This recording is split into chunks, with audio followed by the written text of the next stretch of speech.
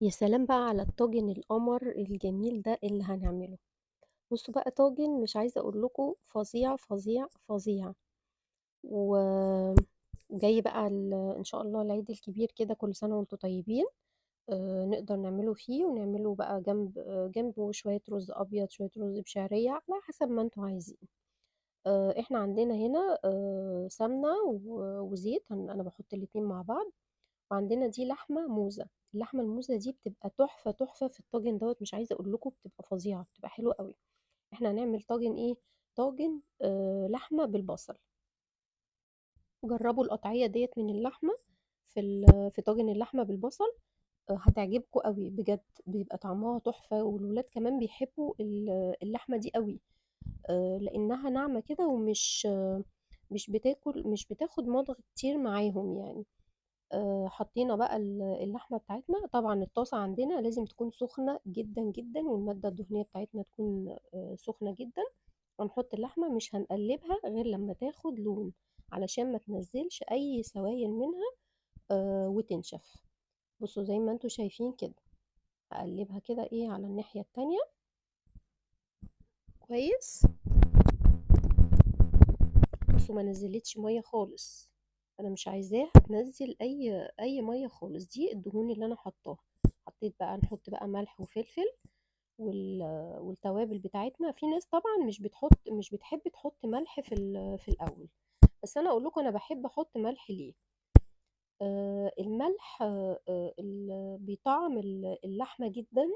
ولما بيتحط في الاول اللحمة بتاخد من طعمه كده، وبتبقى شاربة الملح بتاعنا كويس، وبتبقى ليها طعم اجمل. جربوا بس، هي هتاخد صحيح سوا شوية، بس هتبقى احلى. انا حطيت كمان بشرة جوز الطيب، وحطيت بهارات لحمة. بصوا زي ما انتوا شايفين كده، انا شوحتها الاول كويس جدا، يعني يعتبر حمرتها. وبعد كده بقى هبتدي اعمل ايه؟ هبتدي بقى انزل عليها بميه مغليه، ميه من الكتل. انتوا عارفين طبعا طول ما احنا بنعمل اي اكل عندنا، احنا لازم عندنا الكتل فيه ميه سخنه. علشان لو احتاجنا نزود الاكل باي ميه لازم تبقى سخنه. هنسيبها بقى لما تستوي. وبعد كده بصوا، هي كده هنا، احنا هنا كده عندنا لسه ايه، لسه نص سوا شويه.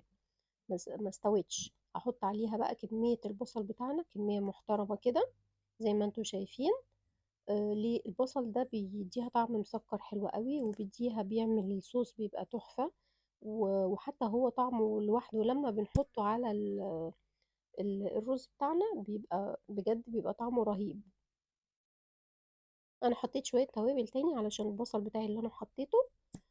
وهقلبهم بقى، هفضل ايه هشوح فيهم كده كويس على البوتاجاز من فوق. وحطيت كمان زي ما انتوا شايفين مكعب مرقة. هقلبهم بقى كويس زي ما انتوا شايفين كده، وهغطيهم كويس علشان ايه البصل بقى كمان يدبل معايا ويستوي شوية، واللحمة كمان تكمل ايه، تكمل سوا. تبقى ايه، يعني حوالي 70-80 كده في المية ايه مستوية. وهدخلها الفرن بقى، هحطها في الطاجن بتاعي وهدخلها الفرن تكمل السوا بتاعها. وفي الاخر كده هخلي عليها الشواية تاخد لون حلو. وهتطلع بقى وبألف هنا وشفا، بجد حلوة قوي. وكمان طاجن سهل ما فيهوش حاجة. الولاد كمان بيحبوا قوي نوعية اللحمة ديت في الطواجن دي. تبقى مع الرز بتاعنا. ممكن نعمله رز أبيض، ممكن نعمله رز بالشعرية، على حسب الولاد ما بيحبوا. طبعا احنا ايه بنعمل اللي هم بيحبوا. كل سنة وانتم طيبين.